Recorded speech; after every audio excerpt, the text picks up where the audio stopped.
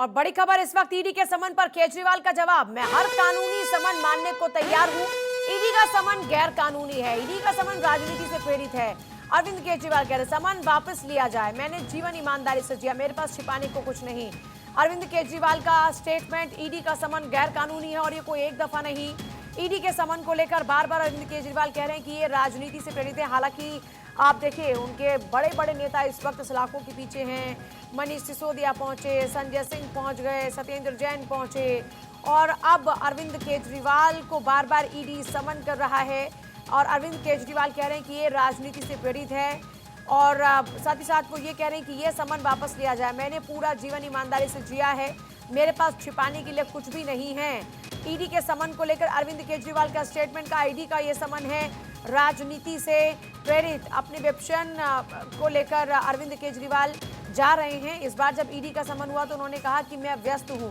एक बार फिर से उन्होंने अपनी व्यस्तता दर्शाई है और अब कह रहे हैं कि मेरे पास छिपाने के लिए कुछ नहीं, मेरा अपना जीवन मैंने ईमानदारी से जिया है, मेरे पास छिपाने के लिए कुछ नहीं। ईडी के समन पर अरविंद केजरीवाल का जवाब, ये बड़ी जानकारी, मेरे पास छिपाने के लिए कुछ नहीं। अरविंद केजरीवाल लगातार सवालों के घेरे में है, ईडी बार बार समन कर रही है और अरविंद केजरीवाल कह रहे हैं कि ये ईडी का समन राजनीति से प्रेरित है।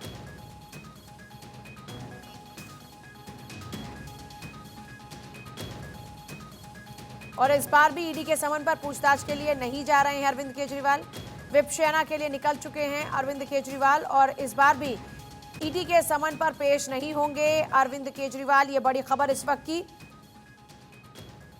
दिल्ली के मुख्यमंत्री अरविंद केजरीवाल विपासना के लिए 10 दिनों की छुट्टी पर हैं और आनंद मेरे साथ जुड़ रहे हैं। आनंद, ये अपमान आनंद, अरविंद केजरीवाल माफ कीजिएगा कह रहे हैं कि ये राजनीति से प्रेरित है, इस समन को वापस लिया जाए, मेरे पास छिपाने के लिए कुछ नहीं, यानी क्लियर है कि वो इस बार भी नहीं जा रहे हैं।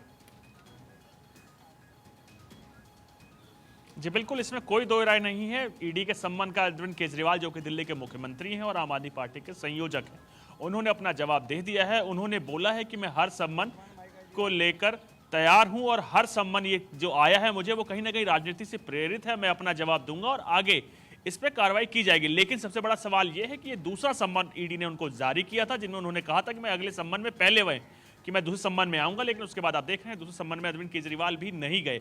जांच की आंच कई बार अरविंद केजरीवाल तक जा चुकी है और यही कारण है पूछताछ को लेकर ईडी ने उनको बुलाया था। दूसरा सम्मान था जिसपे अरविंद केजरीवाल हाजिर नहीं हो रहे हैं। सम्मान का जवाब तो दे दिया है, तो इसमें भी कहीं ना कहीं उन्होंने राजनीति को घसीट दिया। उनका साफ कहना था कि ये जो सम्मान ईडी ने उनको जारी किया क्योंकि चुनाव बहुत ज्यादा दूर नहीं है, दिल्ली के चुनाव भी, और ऐसे में जैसे जैसे उनके नेताओं से पूछताछ हुई एक एक करके सब सलाखों के पीछे जाते रहे। क्या अरविंद केजरीवाल को भी कहीं इस बात का अंदेशा तो नहीं कि ऐसा ना हो कि उनसे पूछताछ हो और वो भी अंदर ही पहुंच जाएं, और इसीलिए बार बार वो कहते भी हैं कि हम जनता से पूछेंगे कि क्या जेल से सरकार चलाई जाए, यानी इसका मतलब उन्हें पूरा अनुमान है कि इस पूछताछ में वो भी अंदर जा सकते हैं। कहीं ये इसकी वजह तो नहीं कि वो बार बार बचते नजर आते हैं पूछताछ से? पूजा इसमें कोई दो राय नहीं है। ये दिल्ली के मुख्यमंत्री हैं अरविंद केजरीवाल और ये वही व्यक्ति हैं इन्होंने जिसके ऊपर भी बताया कि मैंने इसकी फाइल पढ़ी है और वो कट्टर ईमानदार है। ये शब्द आपने कई बार सुना होगा आम आदमी पार्टी के प्रवक्ताओं से और अरविंद केजरीवाल से। जिसने ये वर्ड यूज किया है उस व्यक्ति पर उसकी जमानत अभी तक नहीं हुई, यानी सालों से वो व्यक्ति अंदर है। चाहे आप मनीष सिसोदिया की बात करें, चाहे सत्येंद्र जैन की बात करें, हेल्थ ग्राउंड्स पे भरसक उनको बेल मिली हो, लेकिन जो पूरी बेल है उनको अब तक नहीं मिली। और यही कारण है कहीं ना कहीं अरविंद केजरीवाल भी इस मुद्दे को समझ रहे हैं और लोकसभा चुनाव सर पर हैं, तो इस मुद्दे को देखते हुए यही कारण है वो अरविंद केजरीवाल लगातार सम्मान पे पेश नहीं हो रहे हैं। लेकिन ये ईडी जो एक कॉन्स्टिट्यूशनली इंस्टीट्यूट है, यानी संवैधानिक तौर पर एक एजेंसी बनाई गई है जो हवाला के पैसों को देखरेख करती है, वो किसी भी चीज को लेकर इलीगल तौर पर नहीं कर जाते। यही कारण है कि जब सम्मन पहला गया था इनको हाजिर होना था, जो भी साक्ष्य रखे गए हैं। दरअसल आप देखेंगे जैसे ही रेड्डी इस मामले में सरकारी गवाह बना, उसने बताया कि जो पहली मीटिंग हुई थी वो खुद अरविंद केजरीवाल के घर पर हुई थी। उसमें मनीष सिसोदिया थे, संजय सिंह थे और यही कारण है कि संजय सिंह, मनीष सिसोदिया इस वक्त जेल में हैं और इनसे वीडियो कॉल भी हुई थी। इसमें वीडियो कॉल में उन्होंने खुद बताया था कि ये मेरा लड़का है, इस पर या मेरा व्यक्ति है, कार्यकर्ता है, आप इस पर आगे बढ़िए। और यही कारण था कि एक्साइज पॉलिसी को बाद में छेड़छाड़ करके बदला गया। तो इसमें कोई दो राय नहीं, जो अभी तक साक्ष्य ईडी के सामने आए हैं, उसमें पूछताछ अरविंद केजरीवाल से बनती है। दरअसल आप 3-4 इंसिडेंट देखें तो उसमें अरविंद केजरीवाल का नाम सामने आता है कि जो मीटिंग हुई थी वो अरविंद केजरीवाल के घर पे हुई थी, घर मुख्यमंत्री का था, तो उसमें अरविंद केजरीवाल पर सवाल निशान लगता है। वीडियो कॉल हुई थी, वीडियो कॉल में अरविंद केजरीवाल ने खुद कहा था कि आप इससे आगे बढ़िए, हम आगे देखते हैं, और उसके बाद यही कारण था कि जैसी चीज़ें आगे बढ़ी एक्साइज पॉलिसी के साथ बदली गई। तो ये तमाम चीज़ें देखिए, आप घूम फिर के कहीं ना कहीं अरविंद केजरीवाल का नाम इसमें सामने आ रहा है, और अरविंद केजरीवाल ही आम आदमी पार्टी के संयोजक है।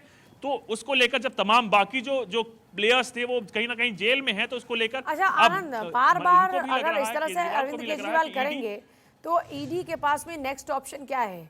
ईडी के अधिकारियों से कोई बातचीत, कोई कॉन्वर्सेशन आपका रहा हो क्या? इसमें पॉसिबिलिटीज हैं आगे?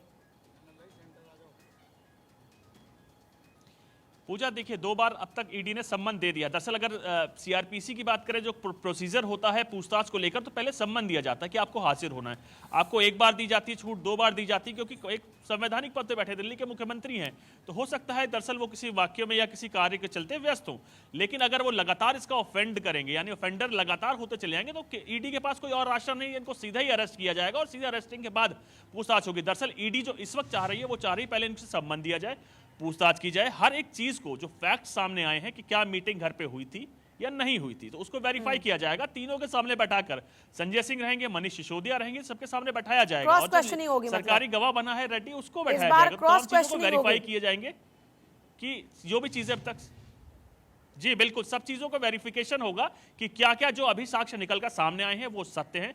जो बयान मनीष सिसोदिया दे रहे हैं उसमें कितनी गड़बड़ है, संजय सिंह जो बयान दे रहे हैं उसमें कितनी गड़बड़ है, और तमाम चीजों को लेकर कहीं ना कहीं एक मेन क्लू है ये, क्योंकि इनके इशारे पे वो तमाम व्यक्ति या वो तमाम प्लेयर, संजय सिंह हो चाहे मनीष सिसोदिया हैं, वो तमाम चीजें इनके कहने पर उन्होंने करी है या ये इनके कहने पर वो चीजें हुई हैं। ठीक। तो मेन प्लेयर्स के तौर पर अरविंद केजरीवाल को देखा जा रहा है, और यही कारण है कि पूछताछ को लेकर लगातार ईडी सम्मन दे रही है, और यही दूसरी बार सम्मन में भी अगर केजरीवाल नहीं जाते तो कहीं ना कहीं केजरीवाल के लिए आगे का समय बेहद ही मुश्किल होगा। आनंद, बहुत शुक्रिया आपका फिलहाल पूरी जानकारी के लिए। अरविंद केजरीवाल की संलिप्तता को लेकर ईडी बार बार सम्मन कर रही है कि आप पूछताछ के लिए आइए, सवाल जवाब का सामना करना होगा। अरविंद केजरीवाल कहने की राजनीति से पीड़ित है ये सम्मन, और इसलिए इनको वापस लिया जाए। इस बार विपक्षना के लिए वो रवाना हो चुके हैं, पिछली बार मध्य प्रदेश में चुनाव प्रचार के लिए रवाना हो चुके थे, और ये दूसरा मौका जब ईडी ने उनको सम्मन किया है और अरविंद केजरीवाल नहीं जा रहे हैं।